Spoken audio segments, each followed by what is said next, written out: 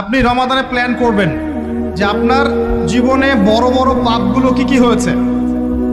এই পাপগুলো যদি মানুষের সাথে জড়িত হয়ে থাকে, আপনি মানুষের সাথে গিয়ে গিয়ে ক্ষমা নিয়ে নেবেন। কারো টাকা নিয়েছেন, দেন নাই, দিয়ে দিবেন। কারো সম্পত্তি পায়, দেন নাই, দিয়ে দিবেন।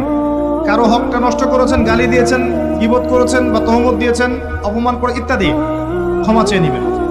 রমাদান মাসে মানুষের হকটা দিয়ে দেন। আল্লাহর কাছে জড়িত যে পাপগুলো আছে এটার জন্য ইস্তেগফার যথেষ্ট।